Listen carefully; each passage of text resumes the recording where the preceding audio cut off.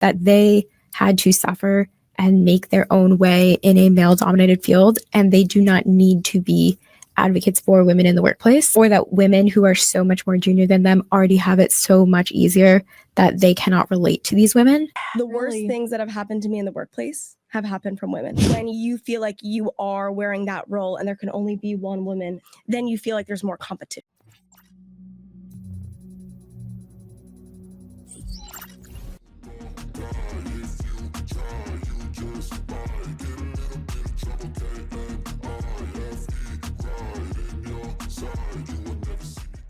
Welcome back to Get It Out. Now today we have a video from Peace World.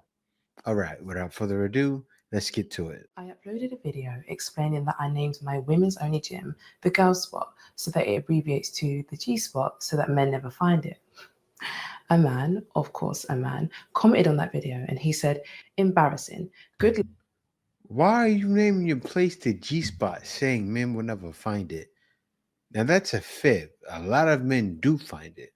And to do a play on men the way you're doing it is savage. Like, she's a savage. And these feminists have gotten out of hand like crazy. Not getting any women to sign up, LOL. You see, I announced the opening of my women's only gym on Sunday the 2nd of February. Today is Sunday the 9th of February, so it's been exactly 1 week. In the space of a week, 8,602 women have registered their interest for my women's only gym. That doesn't mean anything. Just because you have 8,000 women, they probably thought the name was catchy, that doesn't mean they're going to come. Most of them are just reacting to things on social media. They're not going to come. Oh, I like that. That sounds good. Never come. Just make That is one called penny. the Girl Spot and abbreviates to the G Spot so that men never find it. You see, when men think that women-only spaces will not work, that confirms to me that women-only spaces will work, because the joke was never for you, sweetie. The joke was for the girlies. And sometimes, just sometimes, you need to ask yourself, why am I so bothered about women-only spaces? Well, look, me personally couldn't care less about women's only spaces. My gym has a women's only space, and I think it's fantastic. I think there should be more women's only spaces, more women's only gyms. The funny thing about misandrists, though, is that everything they do is centered around the hatred of men. The first ones to speak about decentering men, but their whole being is centered around how much they don't like. Because this woman created a gym, abbreviated the G Spot, with men in mind. Another funny thing about misandrists, and it is really funny because it's something that I've exposed before, and I always get feminists in the comments trying to tell me I'm wrong. Now, what is it I always say about these misandrists? They hate men so much, but yet they cannot keep their legs closed. I named my gym the G Spot so men wouldn't be able to find it. Well, I guess the guy that put a baby in you didn't have to find the G Spot to do that, did he? I don't get it. I don't know why this is the case, but it is. Okay, they don't like men. Can't keep their legs closed, though. And there'll be a feminist, oh, misandrists don't have kids. Misandrists don't have kids. Yeah, they do. They really do have kids. And what's that dynamic like?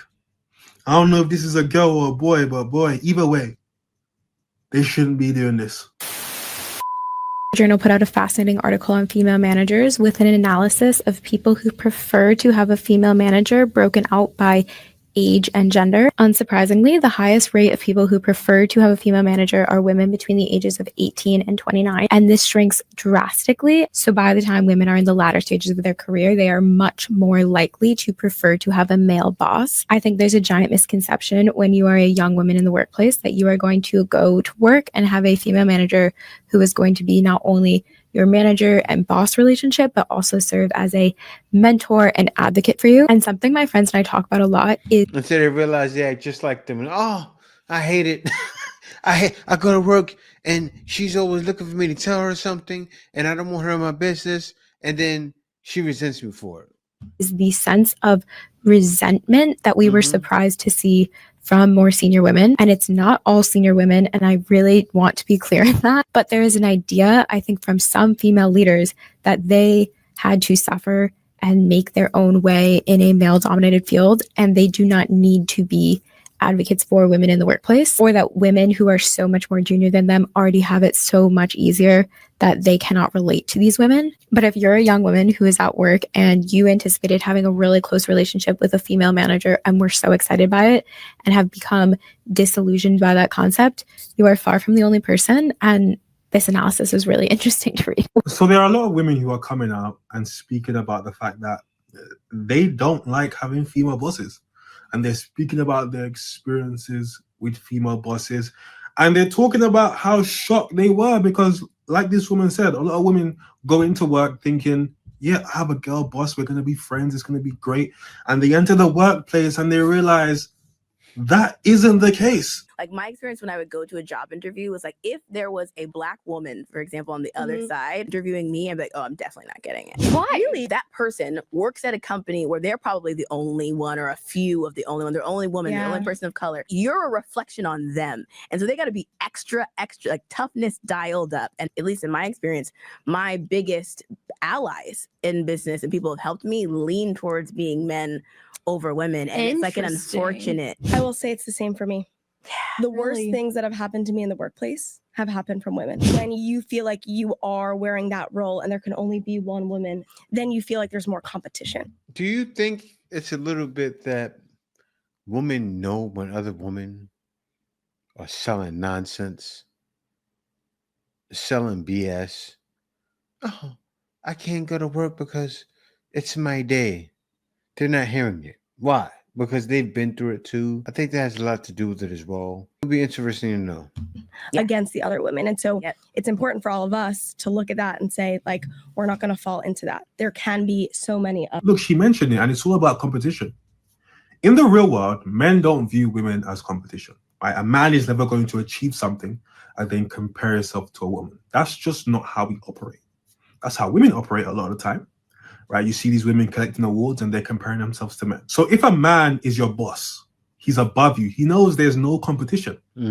So there's no need for him to look at you as you're my subordinate, right? But when it's two women, even though that dynamic is the same, you're subordinate, this is your boss, women will start comparing shit that isn't like work related. Like your family situation. Are you child free? Oh, maybe they have a child and they're not happy with their family situation. Or maybe it's the opposite way around. They will start comparing and competing with things that might not even be work related. How beautiful are you? Are you better looking than your boss? Might be a problem. It might be. I could write an entire book on the woes of having a female boss, but no one prepares you for the one-sided beef, the documentation, the micromanaging, the jealousy they feel towards you, and how protective they are of their own roles and their own positions. Nobody prepares you, especially as a childless woman who is 40, no one prepares you for them and their little microaggressions towards being childless, being queer in the workplace, and having the nerve to be attractive, well put together, and well spoken. Oh my gosh. So, you can tell where I am in life. I'm pretty frustrated with the way of the world. And I very much would like a male boss. Down. To go off on how women are terrible bosses to other women. So I used to work for a multinational company being a translator. And this woman wasn't even my boss. She was not my boss. She was the director of finance. But somehow she convinced herself that she's my boss, although I was actually an assistant and translator for somebody completely different. So she used to call me in her office and ask me the most inappropriate, highly aggressive questions. And it would always just send me in tears. Like I would always end up just crying in the bathroom. And I remember this one time she called me to her office and I had a dress. There was no dress code and I was like 19. So I was wearing like a shorter dress. And she's like, come to my office now. I go to her office and she looks at me and she's like, are you even wearing underwear under that? And I just remember I froze because I was a teenager and I didn't know what the hell to respond to that. And I was just like, yes, I'm wearing underwear. In fact, I wasn't just wearing underwear, I was wearing shorts. And so then she dismissed me, and I went to the bathroom and I cried my eyes out, wishing that this would stop, but it never did. She was bullying you.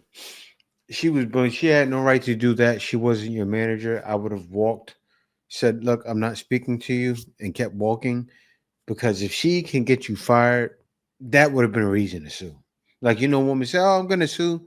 That probably would have been a reason to sue, because she's not your direct supervisor, your direct manager, your direct associate manager or store manager. None of it had nothing to do with your department. But she was young. She didn't know. I was very lucky Man, to sad. have actually good bosses. Damn. Some of them were women, some of them were men.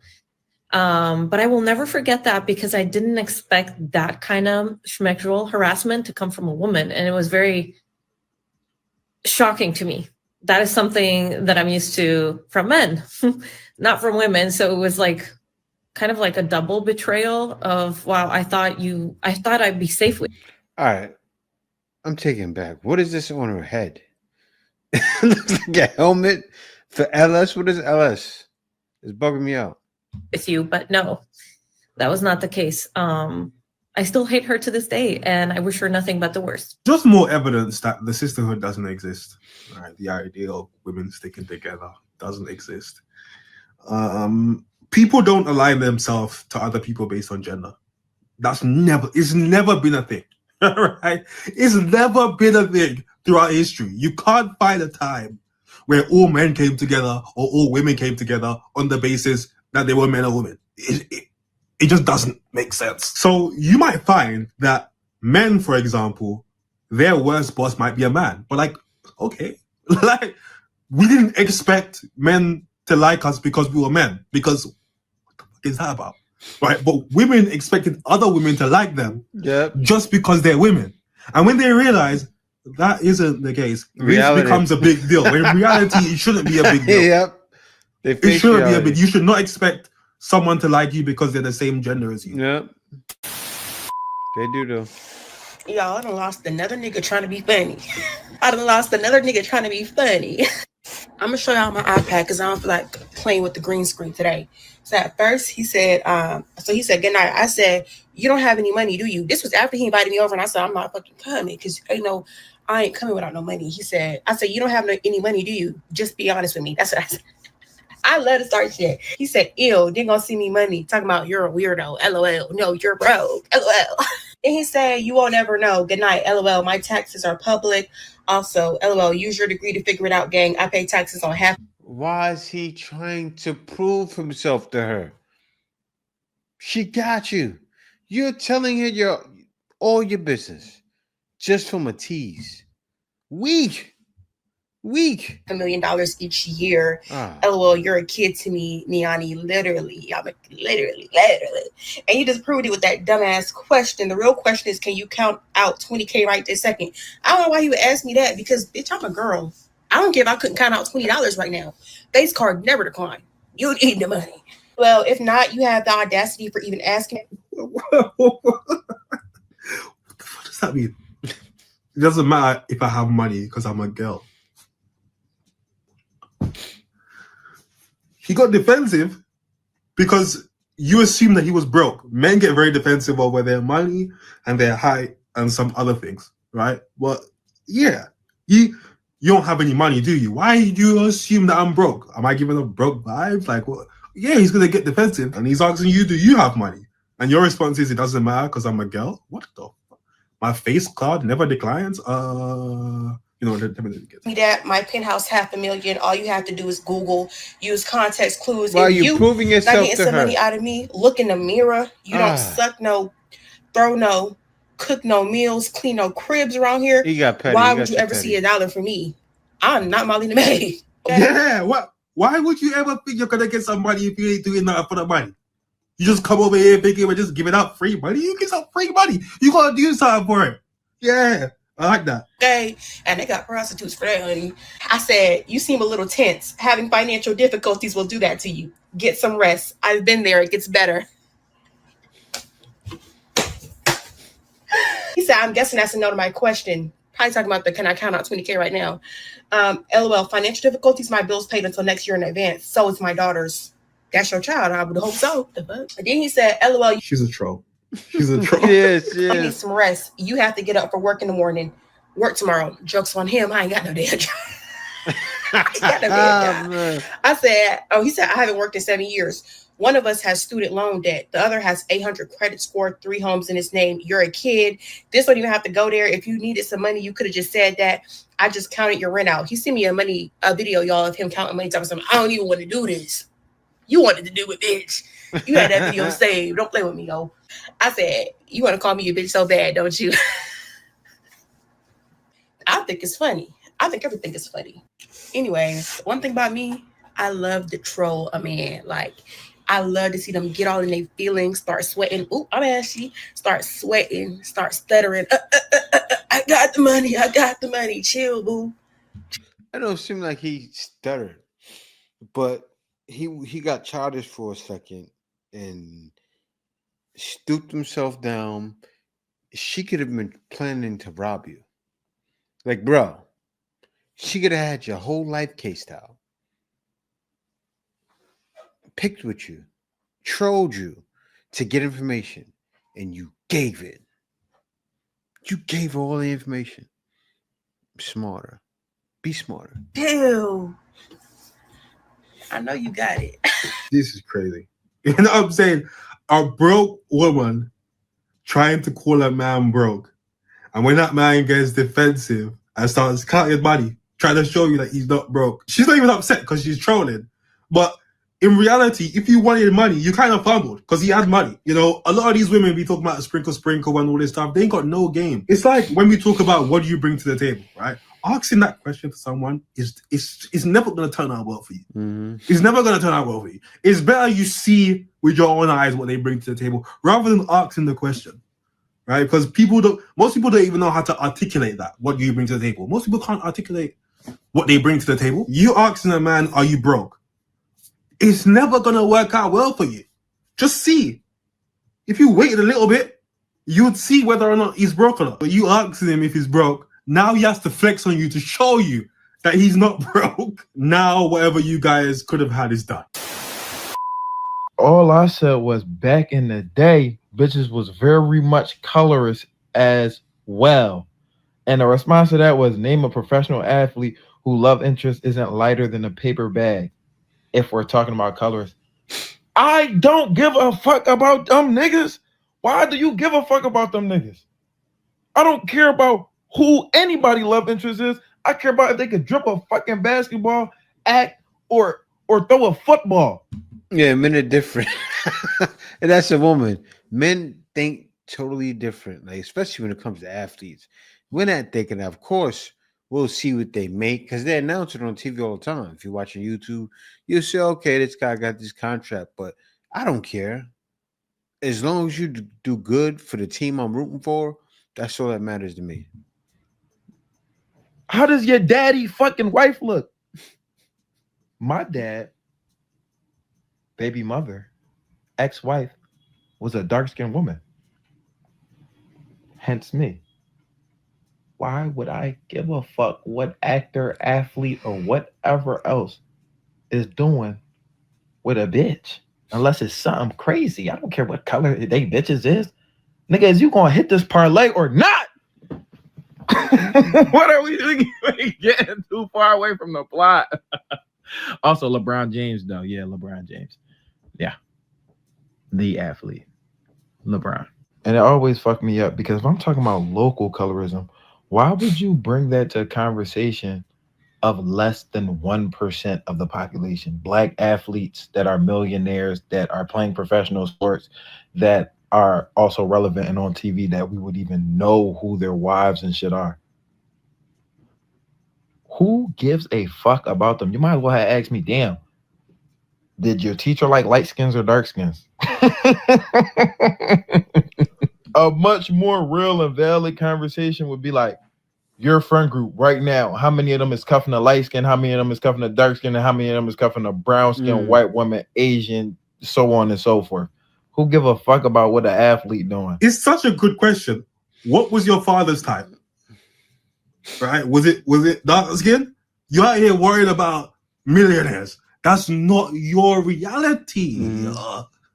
That's not. You don't have to worry about that. You don't have to worry about what the athletes are doing. They will never see you in life. You will never see them in real life.